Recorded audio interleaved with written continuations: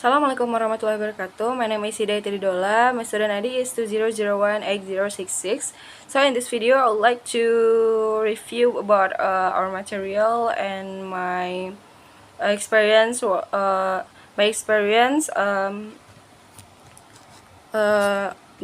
the psycholinguistic class in this semester. The first one is what is language and what is psycholinguistics. So in this meeting, we'll learn about the scope and the definition of psycholinguistics itself. As we know, psycholinguistics is the study of how individuals comprehend, produce, and acquire a language. And we also learn about teaching language to animals. We learn about how to teaching spoken to FPS, orangutan, gua, and Vicky. Also, we learn about teaching language to dolphin. We also learn about teaching sign language to chimpanzee.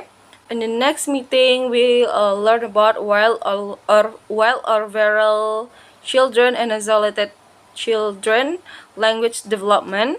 So as we know, wild or feral children is children who have been raised by animal.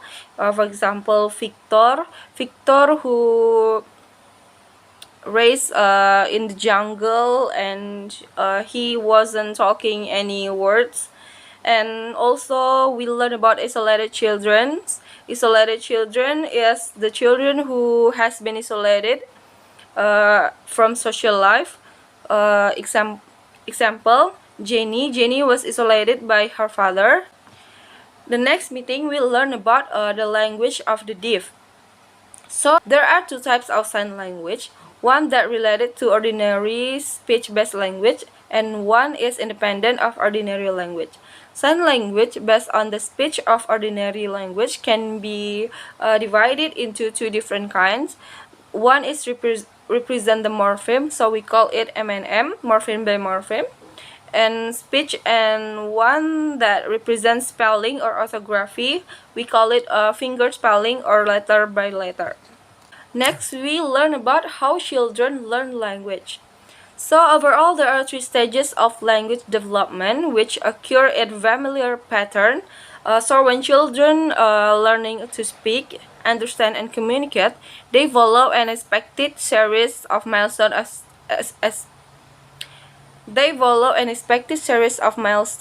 they begin to master the native language. Example, vocalization to babbling, baby talk, parenthesis, and etc. The next topic we'll learn about children versus adult in language, second language learning. So most people believe that children are better than adults in learning. It seems to be backed up by the common observation that young second language learners seem to pick up another language quickly just by exposure and without teachings. And this next topic, we talks about second language teaching methods. So in this topic, we'll learn about a traditional method, example like a grammar translation method, natural method, direct method, and audiolingual method. The next chapter, we talks about bilingualism, intelligent transfer, and learning strategies. Bilingualism is a person who can understand and speak two languages. And in this chapter, we learn about that there are two learning situations in bilingualism. The first one is sequential learning. Sequential learning is when a child acquires a second language after having learned the first language. And the second one is simultaneous learning, is when a child learns two or more languages at the same time.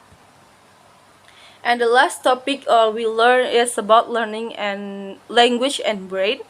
So we know that the language ability has its own area in the human brain, so this is called language areas. And if there is a damage to the brain, it will have a major effect on language skill if it affects the brain structure. So we call it aphasia. And the next point is what is the most interesting topic. So for me, the most interesting topic is wild and isolated children. Why?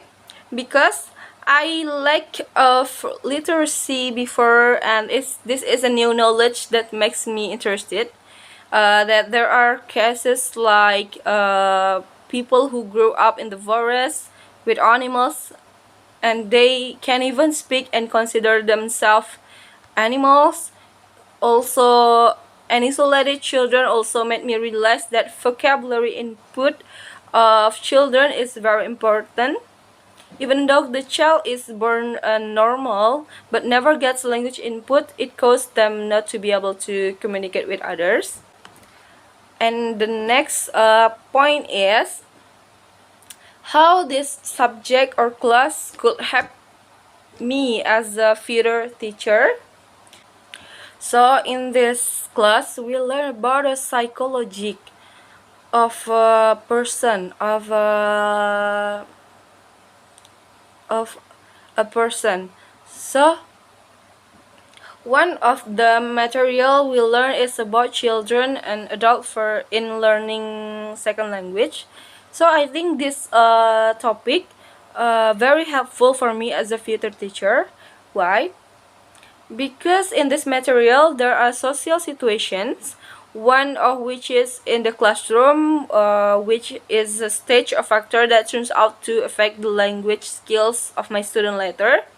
So, me as a teacher can take an approach that's suitable for the age and brain abilities of my students.